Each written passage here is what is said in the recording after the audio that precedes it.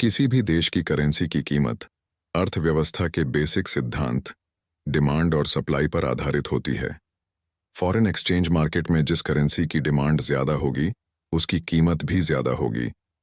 जिस करेंसी की डिमांड कम होगी उसकी कीमत भी कम होगी। ये पूरी तरह से ऑटोमेटेड है। सरकारें करेंसी के रेट को सीधे प्रभावित नहीं कर सकती हैं। इसलिए करेंसी की वैल्यू बहुत ज्यादा होने का मतलब यह नहीं होता कि वहां की अर्थव्यवस्था सबसे मजबूत है। आज हम चर्चा करेंगे कि आखिरी की डॉलर के रुपए के बराबर होने के फायदे नुकसान क्या है। क्या होगा फायदा? आयात सस्ता होना से वस्तु व सेवाएं खरीदना सस्ता हो जाएगा। लग्जरी वाले आइटम भी सस्ते हो जाएंगे। उदाहरण के लिए आईफोन केवल 650 रुपए में मिल जाएगा। आयात सस्ता तो मतलब कच्चा तेल और नेचुरल गैस भी सस्ता हो जाएगा। जिन भी कामों में इनका इस्तेमाल होता है उन सभी के दाम नीचे आ जाएंगे। विदेश में जाकर पढ़ाई करना तुलनात्मक रूप से सस्ता हो जाएगा। विदेश पर्यटन लाखों नहीं हजारों में हो जाएगा। नुकसान क्या है? आयात अगर सस्ता होगा तो निर्यात यहां से महंगा हो जाएगा। विदेशी कंपनियों का भारत आने का सबसे बड़ा कारण ही होता है कि यहां सस्ता लेबर मिल जाता है। अगर डॉलर और रुपया समान हो जाएगा तो विदेशी कंपनियों को यहां उतना ही खर्च करना होगा जितना वह अमेरिका या किसी और विकसित देश में कर रही हैं। ऐसे में वह अपनी फैक्ट्रियां यहां से उठाकर ऐसे देश में चली जाएंगी जहां लेबर सस्ता है, जैसे चीन, फिलीपींस आदि। सबसे गहरा धक्का सर्विस सेक्टर को लगेगा। जीडीपी का 60% हिस्सा यहां से आता है और भारत में 27% रोजगार यहां से मिलता है। आईटी सेक्टर इसका एक बड़ा भाग है। आईटी सेक्टर विदेशी कंपनियों को सेवाएं देने पर निर्भर है। अगर $1 1 रुपये के बराबर हुआ तो उनके लिए यहां निवेश करने का कोई मतलब नहीं रह जाएगा। कई आईटी कंपनियां खतरे में पड़ जाएंगी। कई कॉल सेंटर्स बंद हो जाएंगे और बेरोजगारी एकदम से ऊपर भागेगी।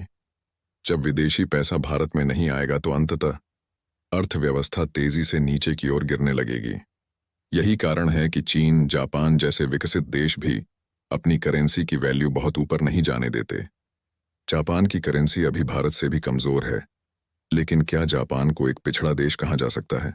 बिल्कुल नहीं। कब कब गिराई गई वैल्यू 1947 में $1 की कीमत 1 रुपये के ही बराबर थी।